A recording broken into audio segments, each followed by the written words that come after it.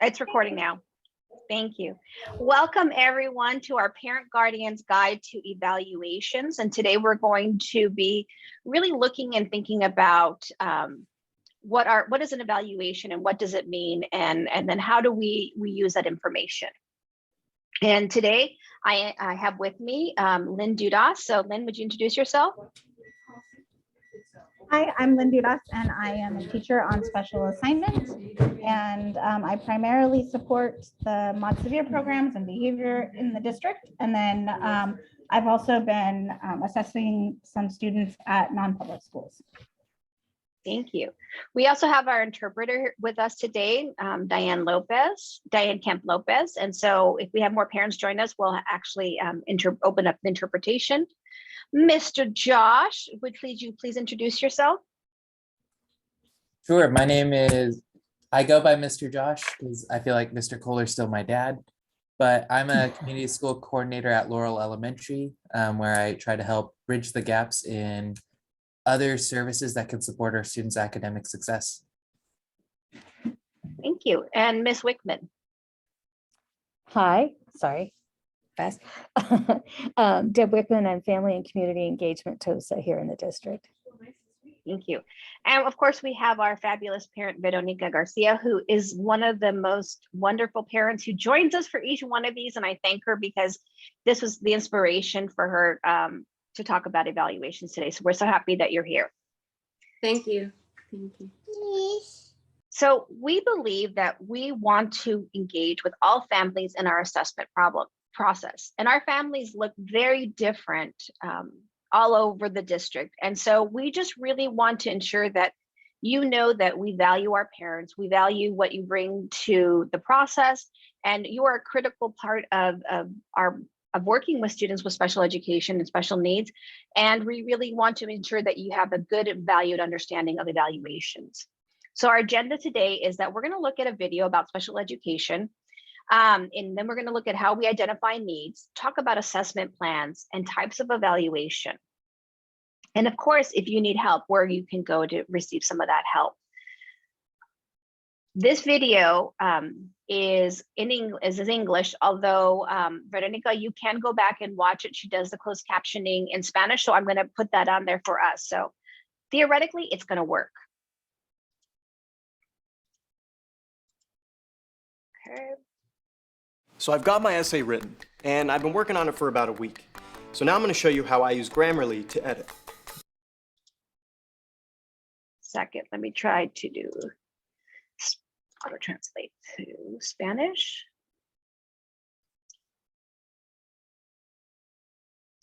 Go.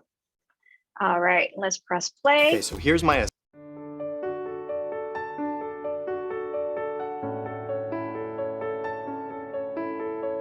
Introduction to Special Education Assessments. Hello, my name is Mariana Leñero. I'm a neuropsychologist and I have worked with children and teens with special needs for more than 20 years, conducting neuropsychological assessments.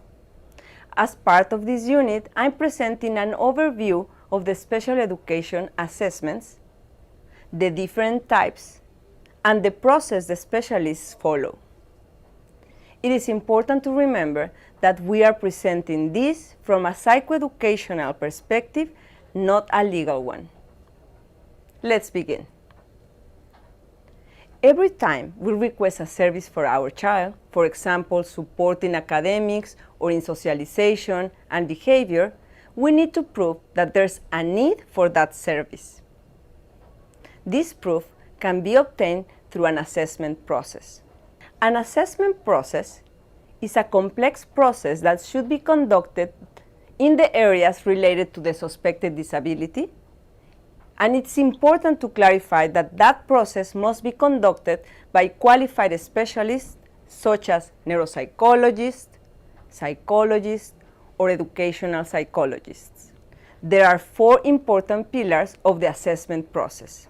We will discuss each one in depth: the interviews, the observation, the analysis of the informal assessments, and the norm reference or standardized test. With the interviews, the specialist will obtain information about the development history of the child, the family and educational history, pregnancy, labor, and delivery, and also the current problems your child is having in different environments, not just at school, but also at home. The specialist will ask you, for example, when your child started to walk or talk, among others. This information can help the specialist to understand the way the disability has been present at different stages and create a timeline of the signs related to the problem. The next pillar is observation. It is necessary for the specialist to visit the school and sometimes your house to analyze your child's behavior. This way, the specialist will observe him or her in a social and academic environment and gather information about other signs like his or her attention span, abilities to wait, where he or she sits in the classroom, among other things. With the observations, the specialist can identify external factors and natural responses to the environment. I recommend the parents to ask the specialist to visit the school more than once because, as we know, our child's behavior changes depending the time of the day, the place or person he or she is with. The third pillar is the informal assessments. Informal assessments are not related to standards. They can be quizzes, report cards, written or oral language samples, and personal materials. This is why it is important for you to keep all the records you get from your child's school. The last pillar is the norm reference test or standardized test. With the information these tests provide, the specialist will be able to describe your child's performance in reference to his peers and also determine a baseline to assist in measuring progress during and after intervention. I will go in depth on this pillar in another unit called How to Understand Assessments. Now let's talk about the four. Oops. So that was an introduction to this particular idea. And what I really appreciate about this particular video is that I feel like the person who's speaking and presenting about this is really talking to me as a parent to help me to understand that. And so while she describes those four pillars, we also kind of use that same idea, but except I use it as what I call an acronym as RIOT. So we review our records, we conduct our interviews, we do our observations, and then we do our formalized testing. And so that's when we think about our evaluation process. Those are the processes that we go through as educators to really have a very good understanding of where our students are with that. All right, so I'm going to turn it over to Lynn. And Lynn, do you want me to continue to share or do you want to share your screen? That would be great if you could share. Okay. Thank you. Meet Editor X. Sorry, I went to the next slide. There you go. That's okay.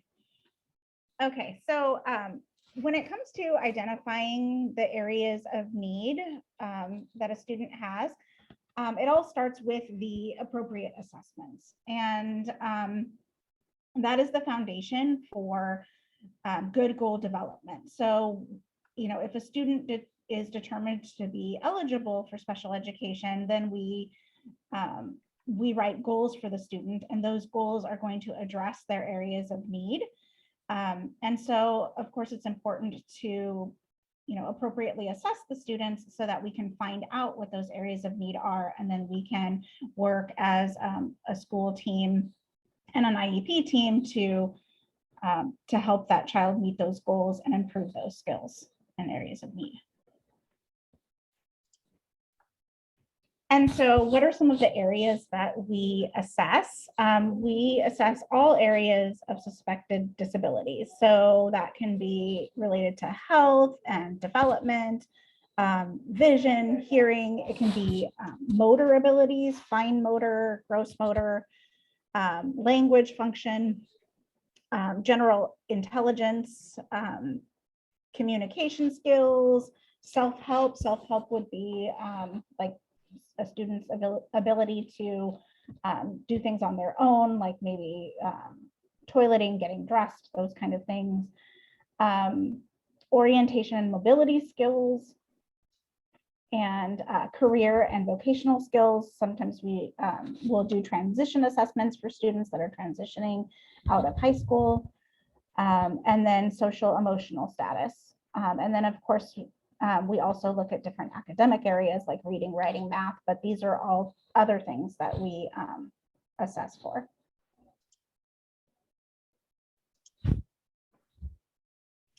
So this is, and I know it's small here, but this is a copy of the assessment plan. And so before the school staff begin assessing your student, we would be sending home an assessment plan. And that's essentially telling you the areas that we plan to assess your child in, and asking you for your permission to assess your child, and also giving you the opportunity to make note of any other areas that you would like your child to be assessed in. So what I think what Lynn is, or Ms. Dudas is saying is, let's say our team, our school psychologist checks the academic achievement test and the language and speech communication and the social emotional behavior. But you have really good concerns about how they are developing with their adaptive behavior. So like how Ms. Lynn talked about their toileting, their ability to follow routines at home, how do they take care of themselves? And so you might have a concern that the school's not seeing. So you will ask them, you say, no, I would really like for them to have an adaptive behavior assessment. And so these are the areas that we evaluate in. And so anytime that you have a question or concern, this is your opportunity to ask for additional assessments. This isn't just us telling you, this is a two-way process where if you're seeing things and you suspect something, you really need to let us know so that we can also help to assess in those areas. And like Ms. Dudas says, we determine whether this is the first time do an initial assessment, whether we assess them every year as an annual. We do it either every 3 years as a triennial, as a transition. And transitions really only happen, even though we would say we have transitions from kinder to first, or from 5th to 6th, or from 8th to 9th, really our transitions are more in line with from preschool to elementary, and then our transitions from high school to post-secondary. Those are the big transitions that we look at, even though we know as parents and educators, we may have other transitions along the way. Those are the big ones that we assess in special education. Thank you for clarifying that. We complement each other, Ms. Dudas. So it's meant to be a comprehensive educational evaluation from a multidisciplinary team. So depending on the suspected areas of need for the child, you might have an occupational therapist providing assessments, an education specialist, which is like the special education teacher. You may have a speech and language pathologist, a physical therapist. You're going to have a school psychologist. So a variety of staff will be and professionals will be assessing your child depending on the areas of need and suspected disabilities. And again, we have it available in both English and Spanish.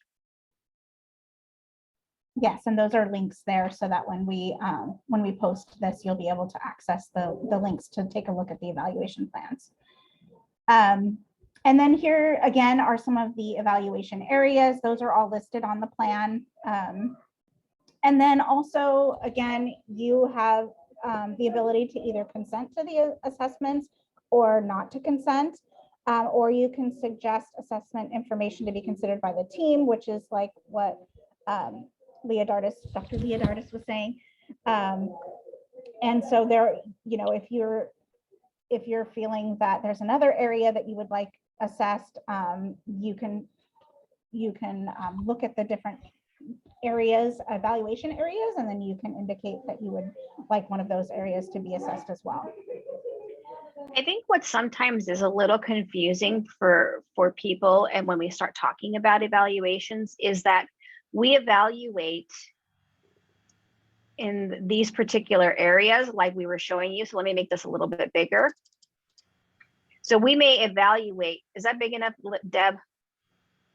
Okay, so we evaluate in these areas, and yet when we go and we make a final determination as an IEP team to say what is the disabling condition, these are not what we consider to be disabling conditions, in that we don't say that, oh, he has an academic achievement.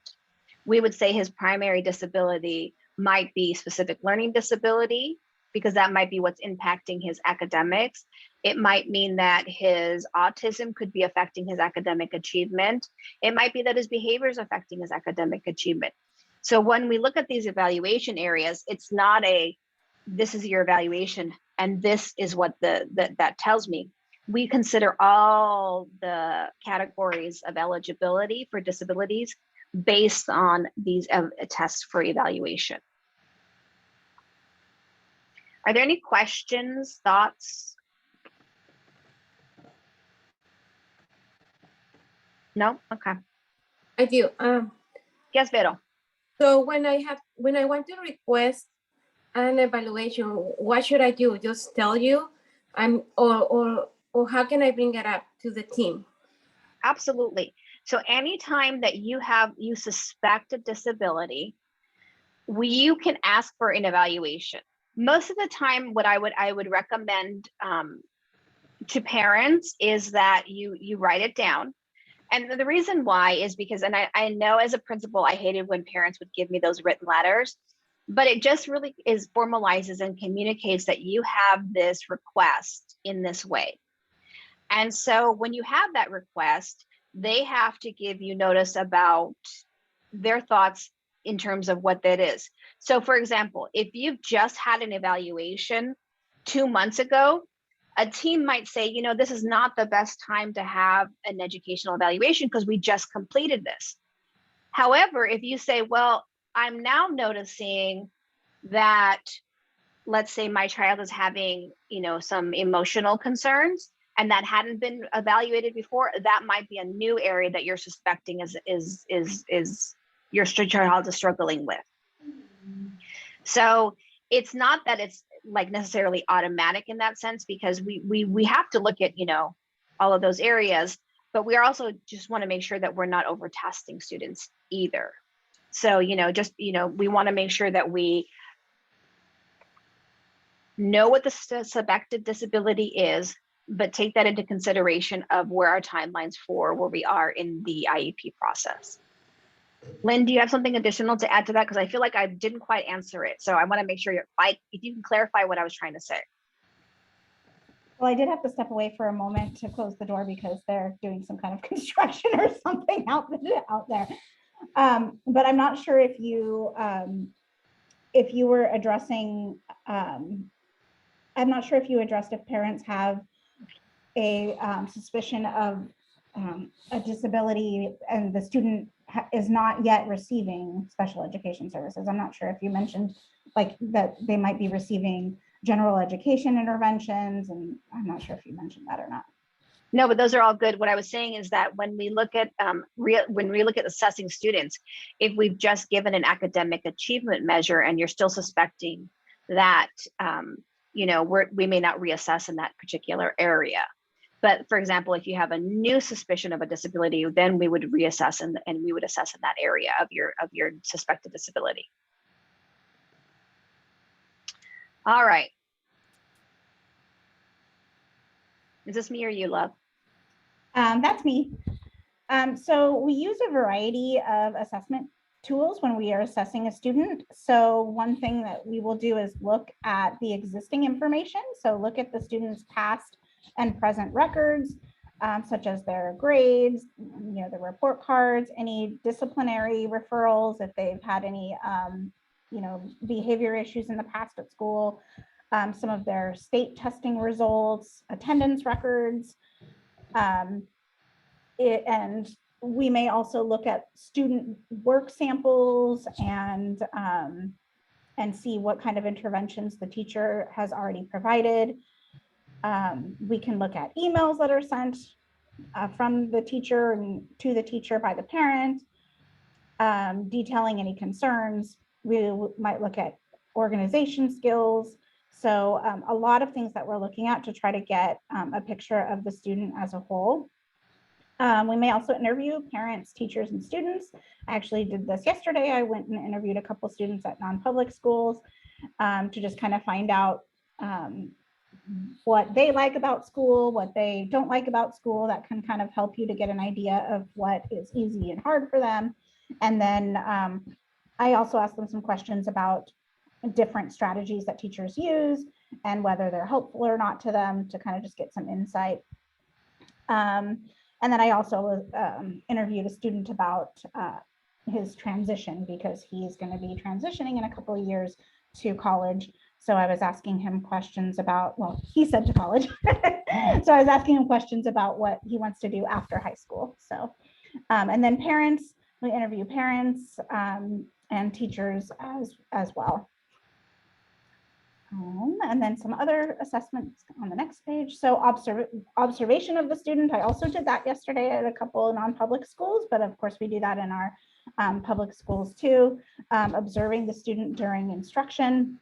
And we might observe things such as their academic skills. We might also look at some social skills, how they interact with their peers, whether they're organized.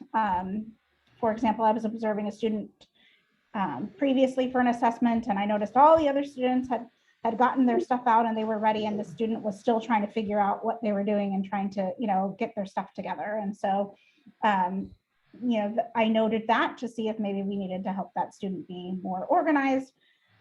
And then we also will test the students' skills. So we will test them using standardized tests. The standardized tests are, it tells the examiner exactly what to say. So it's, very formal, and you have to use those exact words, and you have to, if it's timed, you have to use that exact amount of time. And so that's more of a structured, formal type of assessment, whereas the others are more informal. So Ms. Duda, so let's say you're testing a preschooler or a kindergartner or someone really small, and you're using one of these standardized tests. And we know our lovely little friends at that age are not always, it's like herding little cats, trying to get everyone to follow along with you.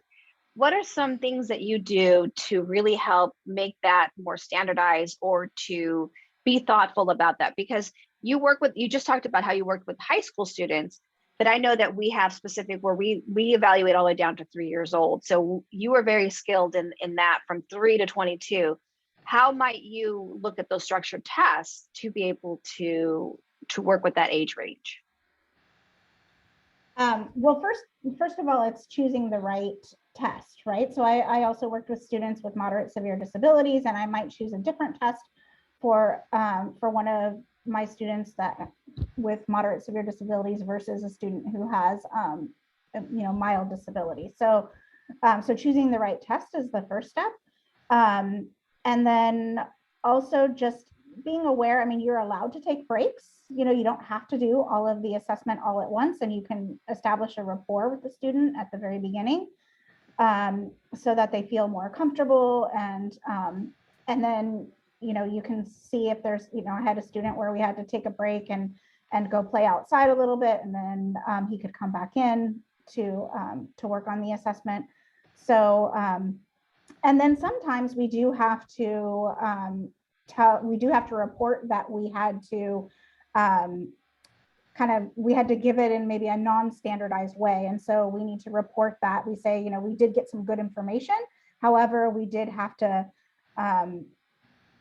veer from the standardized test a little bit. We had to maybe explain the directions in a different way or something like that. So, so every once in a while, you'll see that you'll see reporting on a standardized test, but there'll be a note that that it wasn't given with fidelity in a standardized way. Got it. You know, this reminds me of is a lot of the times when we go to the dentist office. And so when we go to the dentist, the dentist nurse will take, you know, when was the last time you went to the dentist? How often do you brush your teeth? How often do you floss? And if you're like me, your review of existing data may not be as healthy as other people, but again, it's that reviewing that existing information. So the dental hygienist will ask me all those questions so that they can say, you know, what is her dental kind of like, what is her assessment of who she is as a dental person? And then the dental hygienist will talk to me and say, you know, what are some of the products that you use for your teeth? How often are you doing this? Do you smoke? Do you drink? Do you eat, foods that have a lot of staining on that? So we have those interviews. So we use the same process and we can use it with whatever we're doing, just like we would do if we went to the dentist. And again, our dentist then comes in, looks in our mouth, our dental hygienist might poke and prod and do that. And they might take, you know, a formal x-ray test, so a test of, you know, in a standardized way, and then be able to look at all that and be able to make a picture of me as a dental patient. And so that's kind of what we do within the evaluation process is like a dentist. We, you know, review the records of what that patient is like. We make sure that we observe them and ask them questions about their practice. And then we do formalized testing. And that's exactly the same process we go through as teachers. Is this me now? No, this is me. This is me Okay. as well. But and I just wanted to add, I was going to say something similar to that, but not with the dental the dental example. That was a good example. But I was just going to say that we look for trends. You know, like if we're finding that the student, we provide a standardized assessment and it's showing that the student's having trouble with reading, and then we also interview the student and the student says that they, you know, don't like reading at school. And then we ask the teacher some questions and the teacher says that that they notice the student is having, you know, behaviors during reading time. You know, we're kind of starting to put things together that reading may be challenging for this child. So using the various assessments to try to see if there's some kind of a trend or pattern can help us. And these are just, you know, some pictures of different types of assessments. There's student observations, there's student interviews, there are various tests, usually academic tests that we use in our district are either the KTEA or the Woodcock-Johnson or WJ, you'll sometimes hear it called. There's also functional behavior assessments. Those are— Want me to open that up? Sure, there's a link to that. This is an assessment that we do for a child that we suspect that maybe their behavior is impeding their learning or the learning of others. And so we look to find what maybe their triggers are, what the function of their behavior is. Are they trying to escape something? Are they trying to gain access to something? Is it for attention? Is it for sensory reasons? And then we go through and see if there's anything that that we need to change in the environment to provide support for the student, and if we need to be teaching any replacement behaviors. And so the functional behavior assessment will sometimes lead to a behavior intervention plan. So the functional behavior assessment is to determine, do we need a behavior intervention plan? And if we do need a behavior intervention plan, then the behavior intervention plan will be created using the information from the FBA or functional behavior assessment report. Sometimes, oh, go ahead. Wait, I'm going to say something for you, Ms. Dudas. So Okay. Ms. Dudas has special training that she has gone through in certification in order to help her be able to complete these functional behavior assessments. So this report is not necessarily a report that any education specialist would necessarily complete on their own. However, Ms. Dudas is a certificated person that has been trained and continues to work on functional behavior. So she has specialized training for that, although our education specialists can collaborate with her and school psychologists to complete this. This is really an in-depth kind of endeavor that when we look at behavior, it's to really look and analyze, why does a student do what they do, and then what are they getting out of it? And it's so important to understand that, because if you don't understand what they're getting out of it or why they're behaving that way, then it's really hard for us to be able to teach them how to react in those situations. So for example, if you have a student, and I've had students throughout my career that have a hard time with fire drills, that loud sound, it's very unexpected. In the classrooms, it reverberates. In the hallways, it's hard. And so if you have a student that has trouble with loud noises, they could get startled by that. And so they might run away. And so we have to think about, okay, if he's trying to avoid the sound, what supports can we put into place to help him not avoid that? So one might be, telling them, hey, we're going to have a practice fire drill, be prepared, it's happening at this time. Another might be, we provide them with sensory dampening headphones to help them tolerate it. And we might then over the years just help to really get them on board with that. And it takes time, but again, it's really looking at why are they behaving that way and what can we do to put supports in their environment to help them be more on track with the behaviors that we expect in school. Yes, and I just wanted to add that this assessment is more of observation and data collection. You're not having the student sit down with you and asking them questions or testing them. It's really, the student is just going about their regular business and you're observing them in the school environment. So that's how the functional behavior assessment works. I have a question about the functional behavior assessment report. Sure. Like we mentioned before, that depending on the day or the hour that the student, how is he's feeling. When you do this assessment, you do it only one time or you go a couple of times? That's a very good question. It's many, many times. A good functional behavior assessment is going to have many observations or data points. Sometimes we have the staff taking the data, and maybe the psychologist will go in a couple of times, but they're using data that's been collected over, multiple days, and looking at the data to try to determine what maybe the antecedent was, what the trigger was, what the consequence was. So yeah, and then interviewing, there's also interviews involved with the FBA, interviewing the teacher, interviewing other staff, like the paraprofessionals, interviewing the parents. And so gathering lots of information, not just one observation. So I also think, Lynn, that one of the things that we talk about within the functional behavior is that we say, when are these behaviors happening?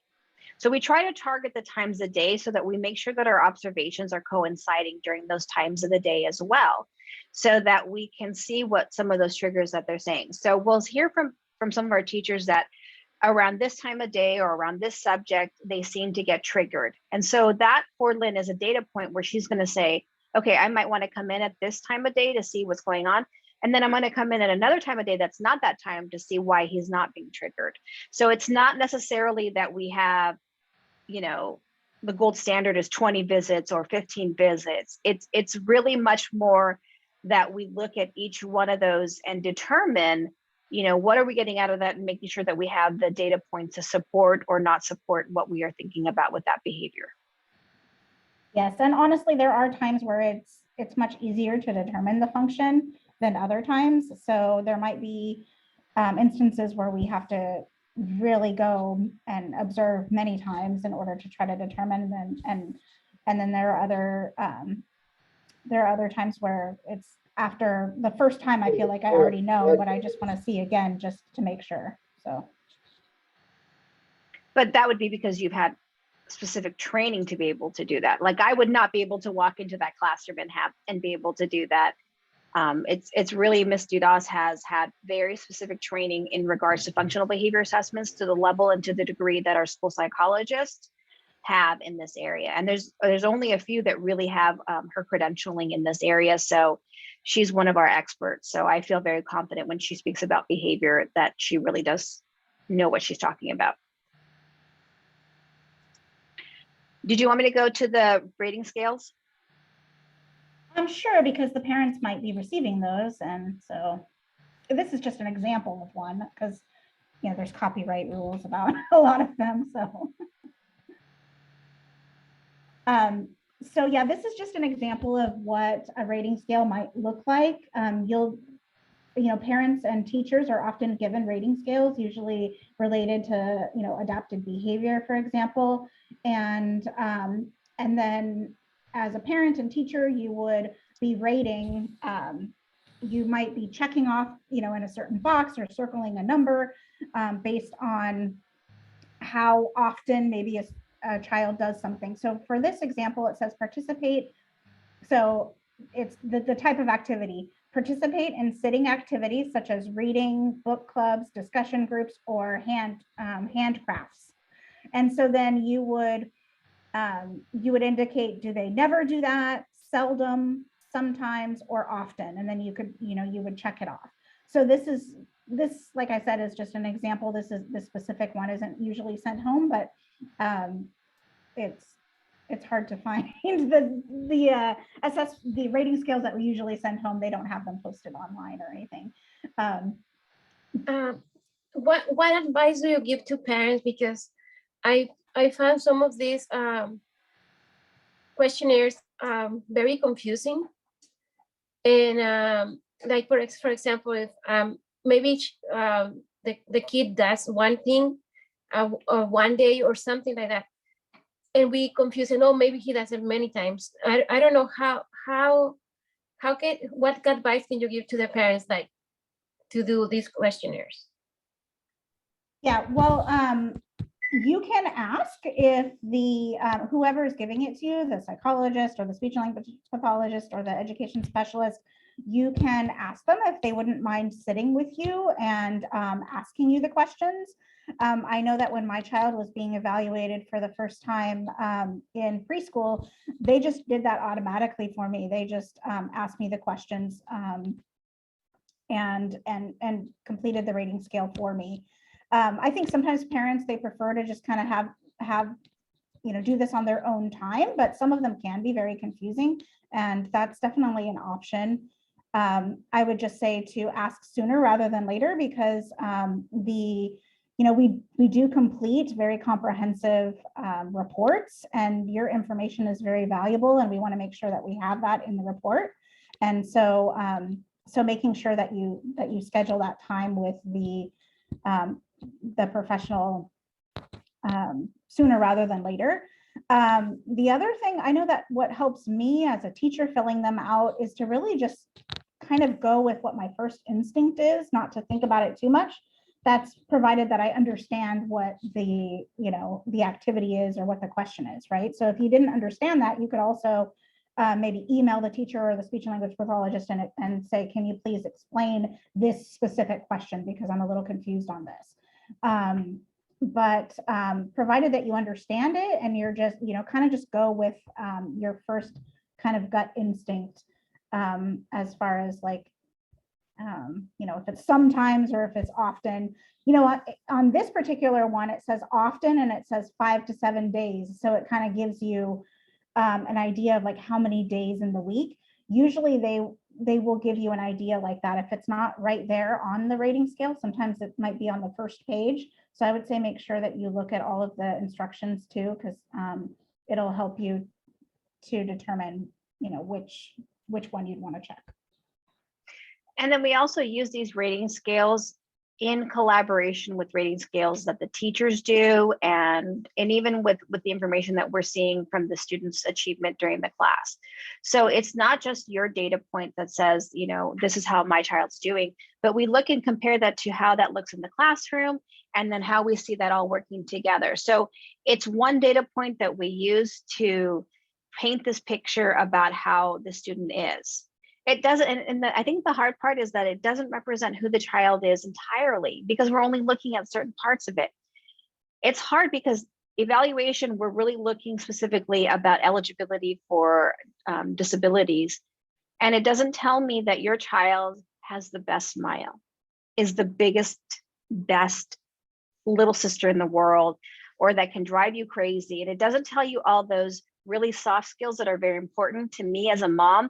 I want to know that I raised a child that was nice to people, that was a good citizen, that was kind. And these kinds of tests don't say that. But it does tell me that my daughter really struggled with reading and did not enjoy it. And so we had to do specific interventions to really support her in that. But it doesn't tell you that now she is an amazing first grade teacher that still hates to read. It tells you one data point. So I think when we look at evaluations and we look at testing, we have to look at it for what it's intended to do. It doesn't define who a child is. And just because a child receives special education services doesn't mean anything less about that child. It just means that we're recognizing that we have to teach them a little bit differently, in addition to all the other teaching that we do with our students. And so that's the part where sometimes it's really hard when you're thinking about these evaluation scales, because it doesn't ask you all those wonderful things about your child. You know, in Ms. Dudah's case, she was telling me about her son has just some really, they love their dog and how well they treat their dog, and they go back and forth with their dog. But none of these rating scales is going to ask, does he love his dog? Does he treat him nice? Is he kind, right? So we have to remember that these are designed and intended to show one type of information about our child. It does not represent our child entirely. Yes, exactly. And that's where the interviews, come into play. So what does standardized mean? We talked a little bit about some of those standardized assessments. And I was telling you that's like the more formal test where the student sits down and the examiner has to say specific words and ask certain questions.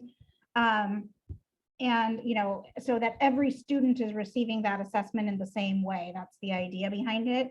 And so the score is standard, and it's compared to other students that are either that same age or that same grade, so that they are normed, which I think is the next. But standard means that it's given in a consistent manner. Yes, and then they're usually norm referenced, meaning that the students' scores are compared to those of the average student at that age or grade level, so that you can see, where does my child compare to the average students, as if there is an average student, but you can kind of see how they're doing based on their peers. So if you think about back to our dentist analogy about standardized and norm reference tests, so we think about in our standardized that when we get x-rays, we all know that our x-rays are going to have, the little suit on top of us, and that we have to put those things in our mouth, right? So they have to have that consistent kind of way to be able to take those pictures, right? And so it has to be standardized in order to get those x-rays to be great. The norm reference part looks at, well, you know what? Dr. Dardis is 46 years old, and the way her gums may be retreating is going to be a lot different than Mr. Josh, who's in his late 20s, because, we have a different set of reference points. I'm an adult woman that's really old, like grandma style. He's a young man, raring to go riding a skateboard. So the way that our gums might go might be different. But that's why we have to norm references and look at people who are similar. So we would look at my age, similar women in their 40s, and he would look at men younger than that to look at where those gum disease would show. So that's where, when we talk about standardized and norm reference, that's where it's comparing those areas.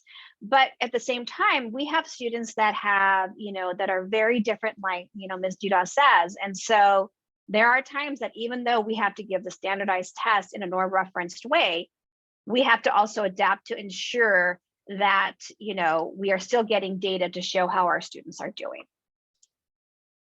So during the evaluation process, most of it happens at school. Now, yes, we did say that at times, I think at the very beginning of the video, the psychologist said, yes, at times we do go into other places. And so, for example, those usually will happen when we have preschoolers. So children young who have maybe not in a formalized school yet, so we may go and visit them at their home, or students who are in a formalized preschool that we're evaluating. So we might go to their preschool, which is not part of our district.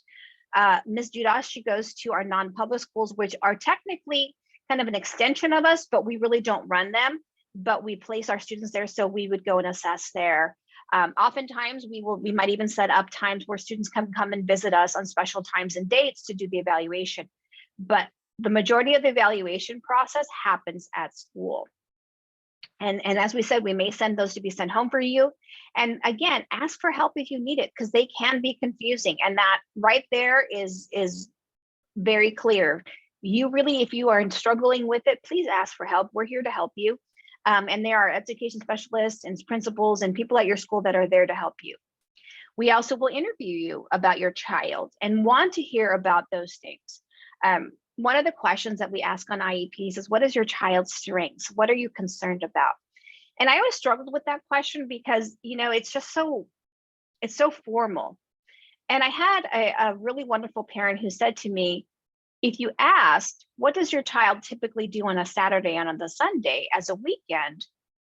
That'll give you a really good idea about what their strengths are and what the things that they enjoy and what things they may not enjoy as much. So, you know, looking at how we ask those questions as well.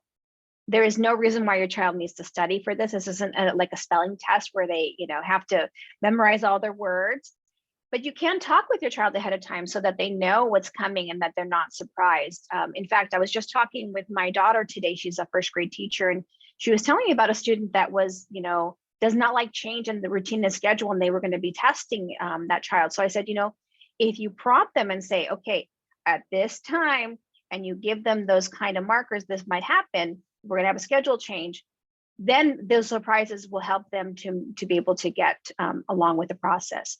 And know that we have to complete this process within 60 days of our assigned evaluation plan. So we're very clear in our timelines and really need to make sure that we have all of our data by then. And Lynn, jump in if there's anything that I'm missing. You're doing great. Thank you. So one of my passions is working with emerging multilinguals. That means students who are still developing English. And so the area that I really looked at here is understanding how do we think about and plan for and assess our students who are emerging multilingual learners. And so we really try to think about what language that is and most likely to yield the most amount of information about our students. So we do assess some of our students in Spanish. We will use a test. So let me go back to so we'll use something called the Woodcock-Johnson, like Ms. Duras says, except we call it the bateria. And so this is the parallel version of the Woodcock-Johnson. And not all of our education specialists or psychologists are approved to do this, but we do have ones that are. And so we do really try to ensure that we work with our emerging multilinguals to ensure that we assess them correctly. Part of that is determining their primary language. And so anytime that you register your child at school, they will have been asked these questions. So what language is used by the child? What language is used by the parents? What language is used normally at home in the learning environment? And if there isn't, you know, what are we doing for our students who are deaf or blind, and how are they learning their mode of communication? So we really want to ensure that we have those available to us. And there are specific tests that when we have students whose primary language is not English, who may be in another language, we do have tests that are nonverbal. So even if we are not able to communicate in English or the child isn't able to, we do have nonverbal tests that we give to children to really help us to understand their thinking behind the assessments. So after we've determined the primary home language, didn't go back, let me see. We want to make sure that we have our English language development specialists, our speech language pathologists, and our school professionals, that they lean on the bilingual and bicultural assessment professionals within our district. And we have a lot. And so we know who they are. And when we have special cases, we reach out to them and have them be the psychologists involved in these tests so that we make sure that when it's appropriate, we have multiple measures of assessment so that we're covering how they are progressing in their native language compared to English. The other part that is kind of different for us is that we also consider test bias. So in terms of really looking at language and culture and assessments, the easiest way that I explain that is the word for what children wear on their feet when they're outside playing. So in some parts of the country, that's called tennis shoes. Other parts, it's called sneakers. So depending on where you grow up, you might call those tennis shoes or sneakers or tennies. And so understanding that how things are called in one part of the country and how that might be standardized is really considered when we look at test bias, and especially around language and culture and assessments. Are there any questions about assessing our emerging multilinguals? No, thank you. So I know this one is not going to be translated into the other PowerPoint, and it's really kind of fuzzy to see, but what it does is this shows you that we have a very specific process to ensure that our IEPs are aligned to standards. And while today we were really talking about assessment, it's really about assessment that's tied to identifying our students' needs. And so our assessment kind of looks like overall needs and helps us to narrow those down to really this child has a specific need to learn how to decode vowels and consonants. And so then we would know that we need to do a specific intervention or teaching related and goals related to that to help them get the services and supports to be able to then access reading in that way. And so our whole IEP process is a continuous cycle of evaluating, talking about where our students are, looking at their needs and developing goals around that, and making sure the services and supports are in relation to those bigger areas. And assessment really drives that process. So that's why if we're not suspecting the disability, but you as a parent are, it's so critical for you to speak up and say, hey, I'm really concerned about, and then letting us know so that we can then work as a team to address that. So the question is, okay, so we've gone through this, where can I go for help?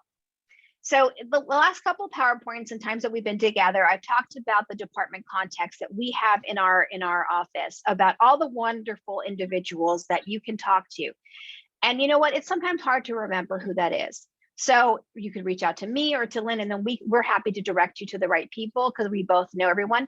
But these are outside resources that a parent can utilize that are very different and have different purposes, but are still really about supporting you as a parent within this process.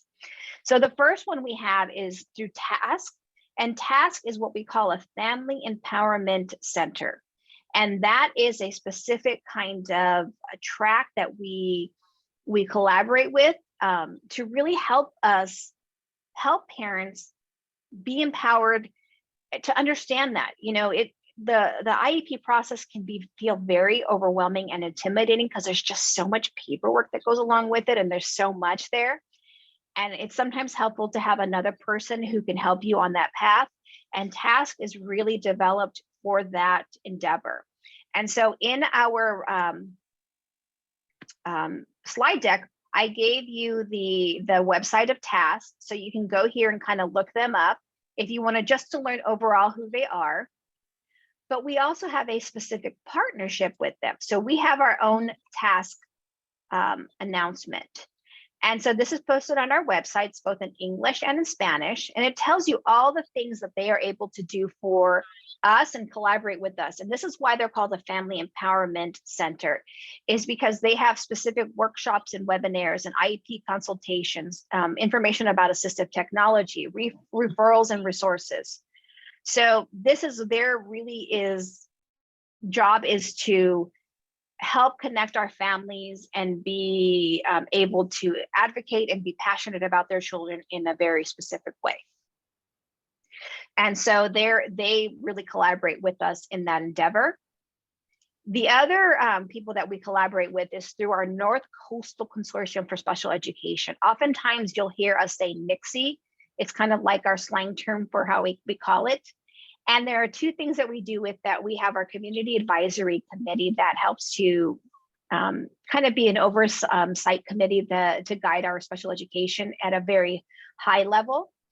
And then they also have another part of them, what they call resolutions for student success. And so while on one hand we have, here are individuals that can help with the advocating, with helping you understand that family empowerment, this is a resource that's more of intended to be like, I really don't agree with what's happening. I need help.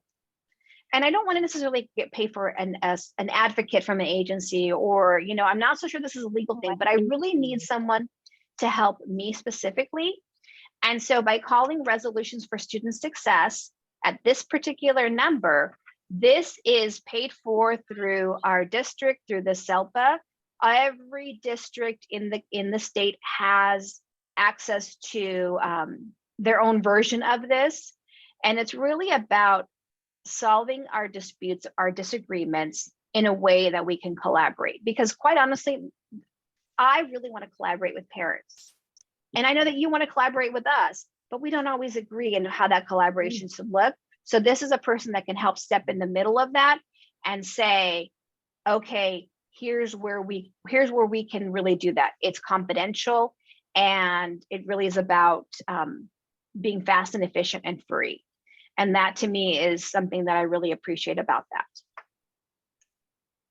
Any questions about the North Coastal Consortium for Special Education or TASC? Okay. Sorry. Go ahead. Yeah, I just wanted to add that there are links to these also on the Oceanside Unified School District website. In the special education section, you'll find lots of resources, including links to these as well. So while I'm finishing up, Lynn, when you will pull that up, and then you can share your screen for us. Sure. See how she just volunteered herself for that. She loves it.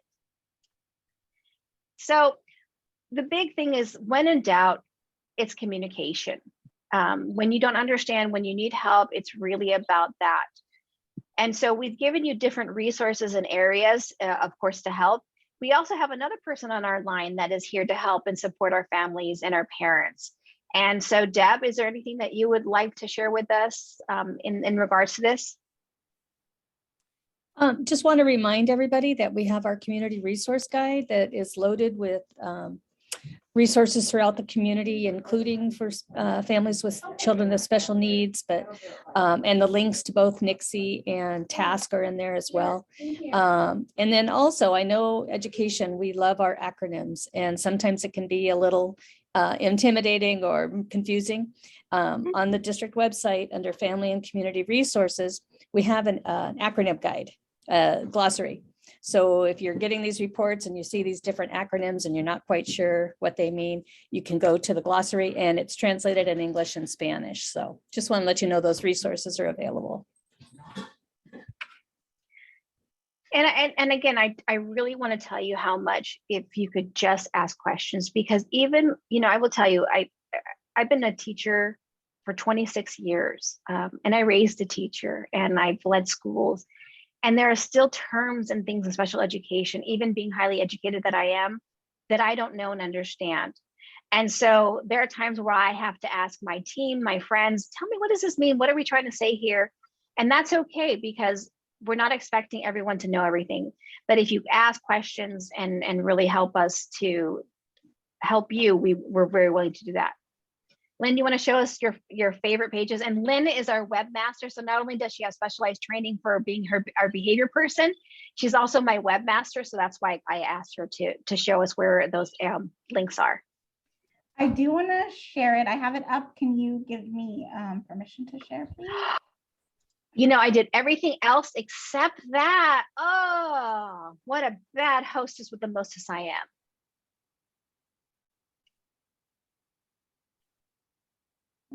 Are you able to see it? That I haven't seen this one. That looks beautiful.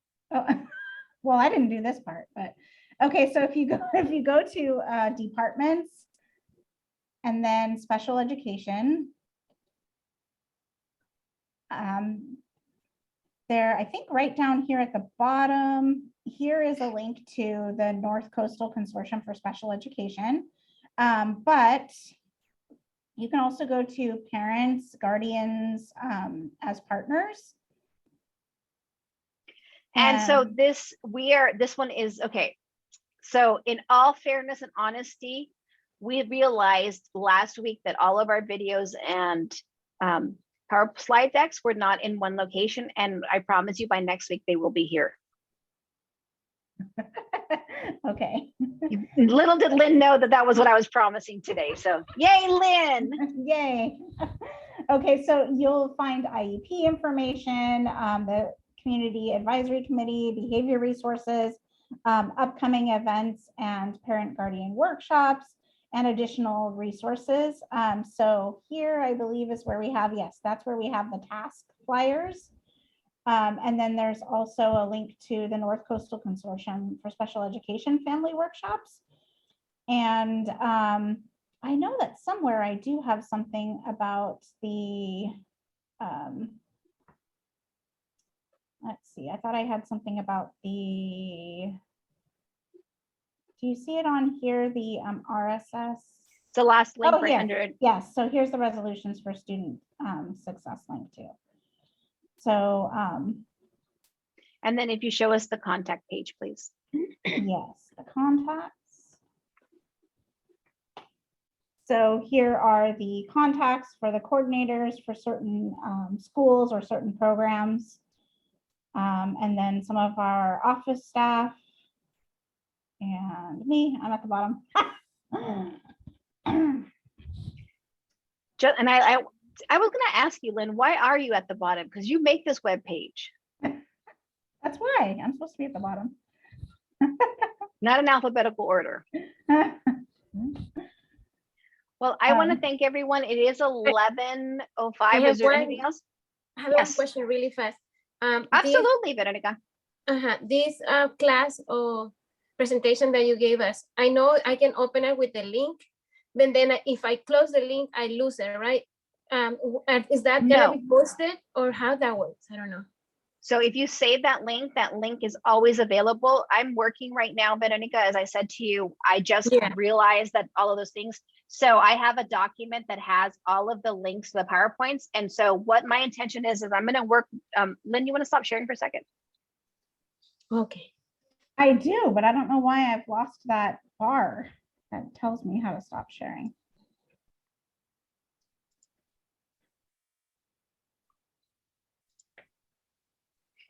Ah, there it is. It's on my other screen.